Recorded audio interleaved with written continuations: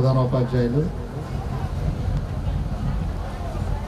SMC chairman గారు, గ్రామ పెద్దలు, ముఖ్యంగా నీలకంఠయ్య గారికి, వేదిక మీద ఉన్నటువంటి పెద్దలందరికీ నమస్కారాలు. అదేవిధంగా ఈ పాఠశాల ఉపాధ్యాయులు, విద్యార్థుల తల్లిదండ్రులందరూ కూడా నమస్కారాలు తెలియజేస్తూ ఉన్నాను. మరి ప్రతి సంవత్సరం కూడా మన పాఠశాలలో వార్షికోత్సవాలు జరుగుతూనే ఉన్నాయి. గతంలో కూడా నేను అటెండ్ అవ్వటం జరిగింది. క్రమం తప్పకుండా ఈ పాఠశాల ప్రధానోపాధ్యాయులు మరియు ఉపాధ్యాయులు అందరూ కూడా సహకారంతో ఈ ఇంత పెద్ద కార్యక్రమాన్ని ఏర్పాటు చేయడం చాలా సంతోషం. దానికి సంబంధించి ముఖ్యంగా గ్రామ పెద్దలు, ఎస్ఎంసీ చైర్మన్ గారు, సభ్యులు అందరి యొక్క సహకారం, అదేవిధంగా ఎంత ఖర్చు ఉన్నప్పటికీ కూడా మానిటరీ పరంగా సహాయం చేసే, మానిటరీ పరంగా డబ్బుల పరంగా సహాయం చేసే గ్రామంలో ఉన్నటువంటి పేరెంట్స్, గ్రామ పెద్దలందరికీ వాళ్ళొకసారి ధన్యవాదాలు. మరి చాలా సంతోషం. మరి ఇలాంటి కార్యక్రమాలు విద్యార్థులకు మంచి ఉత్తేజాన్ని ఇస్తాయి. చదువుకున్నందుకు సంవత్సరం మొత్తం కూడా చదివి తరగతి మారి పై తరగతికి వెళ్ళే సందర్భంలో రకరకాల సాంస్కృతిక కార్యక్రమాలు పాల్గొనడం, అదేవిధంగా ఈ అకాడమిక్ ఇయర్లో విద్యార్థులు వివిధ సబ్జెక్టులలో క్లాసుల్లో సాధించినటువంటి మార్కులను బట్టి, వాళ్ళకి ఇచ్చే బహుమతులను బట్టి వాళ్ళకి చాలా సంతోషం కలుగుతూ ఉంటుంది. ముఖ్యంగా సాంస్కృతిక కార్యక్రమాలు విద్యార్థులకి మంచి ఉత్సాహాన్ని ఇస్తాయి. వాళ్ళందరూ కూడా ఎదురు చూస్తూ ఉన్నారు అలాంటి కార్యక్రమాలు చేయాలని. అదేవిధంగా అన్నిటికంటే ముఖ్యమైనది విద్యార్థులు బాగా విద్యలో ముందుండాలి. బాగా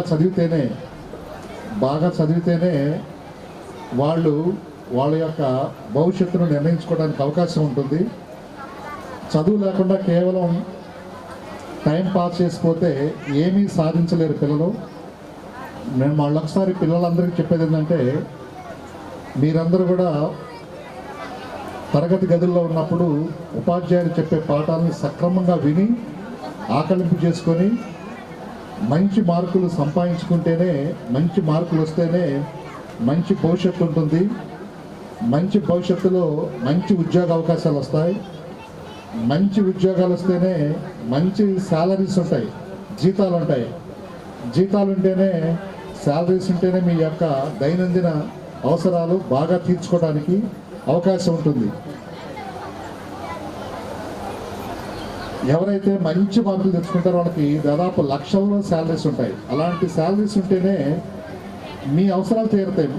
ముఖ్యంగా మరీ కనీస అవసరాలు కూడా తీర్చుకోలేని పరిస్థితులు ఉండటం కంటే మంచిగా చదివి మంచి ఉద్యోగాన్ని సంపాదించుకుంటే మీ యొక్క దైనందిన అవసరాలు, ముఖ్యంగా తినడానికి తిండి కానీ, లేదంటే మంచి ఇల్లు, మంచి వసతులు ఉన్నటువంటి ఇల్లు కట్టుకోవడానికి అవకాశం ఉంటుంది. అదేవిధంగా మంచి కారులో కూడా తిరగచ్చు. వీళ్ళెవరో వెళ్తూ ఉంటే చూడటం కాకుండా మీరే కారు కొనుక్కొని ఆ కారులో ప్రయాణం చేయడానికి, ఏదన్నా అనారోగ్యం వస్తే మంచి హాస్పిటల్కి వెళ్ళడానికి, మంచి హాస్పిటల్లో చూపించుకోవడానికి డబ్బులు అనేవి మన దగ్గర ఉండాలంటేనే మీరు చదవాలి. చదివితేనే మంచి శాలరీస్ వస్తాయి. కాబట్టి ఆ క్రమంలో మరి ఏ ప్రభుత్వం ఉన్నా సరే, గతంలో వైఎస్ఆర్ ప్రభుత్వాలు ఉన్నాయి, ఇప్పుడు టీడీపీ గవర్నమెంట్ వచ్చింది చంద్రబాబు నాయుడు గారిది. ఏ ప్రభుత్వాలు ఉన్నా సరే విద్యార్థులకు మాత్రం కల్పించే వసతుల విషయంలో ఎక్కడా కూడా తగ్గించడం లేదు. కావాలని ఇంకా పెంచుతున్నారు. విద్యార్థుల యొక్క అవసరాలు ఏమున్నాయి, వాళ్ళు బాగా చదువుకోవడానికి ఎలాంటి వసతులు పెంచాలి, పెంచితే వాళ్ళు బాగా చదువుకోవడానికి అవకాశాలు ఉంటాయో గ్రహించి తెలుసుకొని ఇంకా ఖర్చుకు వెనకాడకుండా చేస్తూ ఉన్నారు. అలాంటి సందర్భంలో విద్యార్థులందరూ కూడా ఇలాంటి అవకాశాలను బాగా సద్వినియోగం చేసుకొని బాగా ఎదగాలనేది నా కోరిక. అదేవిధంగా పెద్దలు నీలకంఠయ్య గారు ఇప్పుడే చెప్పారు, నేను ఎన్నుకుంటా వచ్చాను. వారందరి యొక్క ఆకాంక్ష కూడా మీరు బాగా చదివి బాగా ఎదగటమే. ఆ ప్రభుత్వాలు చేసే సౌకర్యాల్లో మరొకటి ఏంటంటే, ఈ పాఠశాలని మనం కొత్తగా వచ్చినటువంటి రూల్స్ ప్రకారం ఈ పాఠశాలని మనం 2 భాగాలుగా బైఫర్కేట్ చేశాము. ఒకటేమో 6 నుంచి 10వ తరగతి వరకు హై స్కూలు, అదేవిధంగా బేసిక్ ప్రైమరీ స్కూల్ అని 1 నుంచి 5 తరగతులకి లక్కీగా 2 క్యాంపస్లు ఉన్నాయి ఈ పాఠశాలకి. చాలా సందర్భాలు ఇలాంటి అవకాశాలు లేదు, కానీ ఇక్కడ 2 క్యాంపస్లు, ఒక క్యాంపస్లో 1 నుంచి 5 వరకు, రెండో క్యాంపస్లో 6 నుంచి 10 తరగతుల వరకు చదువుకోవడానికి పిల్లలకి మంచి అవకాశం వచ్చింది. గతంలో అయితే పాఠశాలని హై స్కూల్ తీసుకురావాలంటే చాలా పర్మిషన్స్ కావాలి.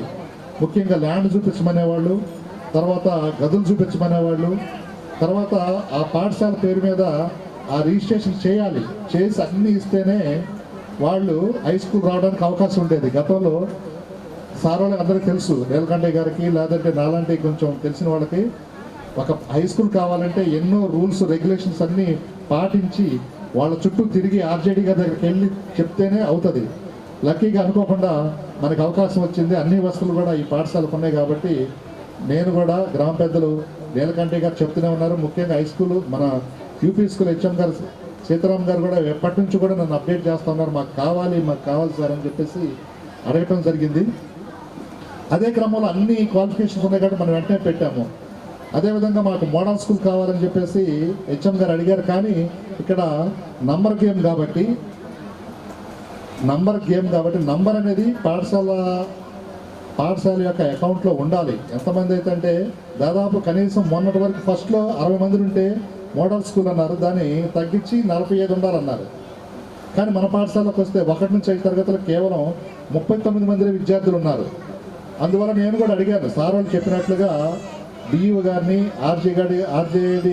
ఆర్జేడీ మేడం గారు మీటింగ్ పెట్టినప్పుడు కూడా అడగటం జరిగింది. కానీ వాళ్ళు ఏమన్నారంటే పిల్లల యొక్క సంఖ్య 45 కావాలి అని చెప్పేసి అన్నారు మోడల్ స్కూల్ రావాలంటే. అందువల్ల మనకి మోడల్ స్కూల్ రాకుండా కేవలం బేసిక్ ప్రైమరీ స్కూలే వచ్చింది. ఇప్పటికైనా అవకాశం ఏమో పోలేదు మనకి. ఇప్పుడు నిన్న ఈరోజు రేపు అడ్మిషన్స్ జరుగుతున్నాయి. ప్రైవేటు పాఠశాలకు వెళ్ళే పిల్లల్ని కనుక మీరు తీసుకొచ్చి 1 నుంచి 5 తరగతుల్లో జాయిన్ చేపిస్తే ఆ పిల్లల యొక్క పేర్లు ఆన్లైన్లో యూడీఎస్ ప్లస్లో కనిపిస్తే ఎట్లా మనకి నిన్ననే డిఎస్సి నోటిఫికేషన్ వచ్చింది, ఖచ్చితంగా టీచర్స్ పోస్టులు ఇస్తారు. ఆ ఇచ్చే క్రమంలో కూడా మళ్ళీ ఒకసారి వెరిఫై చేస్తారు నంబర్ ఉందా లేదా. ఏ పాఠశాలలో కొత్త అడ్మిషన్ జరిగినాయి కాబట్టి అడ్మిషన్ ప్రకారం ఏమైనా పాఠశాలకి పిల్లల సంఖ్య పెరిగితే ఆ సంఖ్య పెరిగినటువంటి పాఠశాలకి మళ్ళీ టీచర్స్ని పెంచడానికి అవకాశం ఉంది. ఇంకా మనకు అవకాశాలు ఏం మూసుకొని పోలేదు, దారులు ఖచ్చితంగా అవకాశం ఉంది. కాబట్టి అంగన్వాడీలో పిల్లలు ఉన్నటువంటి వాళ్ళు తప్పనిసరిగా 1వ తరగతిలో జాయిన్ అయ్యే విధంగా, అంతేకాకుండా ప్రైవేట్ పాఠశాలలో చదివే పిల్లలు కనుక మనం కూడా మొబిలైజ్ చేసుకొని ఎస్ఎంసి కమిటీ చైర్మన్ గారు, సభ్యులు, అదేవిధంగా గ్రామ పెద్దలు, పాఠశాల ఉపాధ్యాయులు అందరూ కూడా గ్రామంలో ఒకసారి మళ్ళీ 1, 2 సార్లు, 3 సార్లు, 4 సార్లు క్యాంపెయిన్ చేసుకొని వాళ్ళకి కావాల్సినటువంటి అష్యూరెన్స్ గ్యారంటీ ఇచ్చి మీ పిల్లల యొక్క భవిష్యత్తుకి మేము గ్యారంటీ అని చెప్పి చేస్తే ఖచ్చితంగా జాయిన్ అవుతారు. జాయిన్ అయితే మాత్రం మనకి మోడల్ స్కూల్ మళ్ళీ అవుతుంది. అప్పుడు 5 మంది టీచర్స్ ఉండడానికి అవకాశం ఉంటుంది.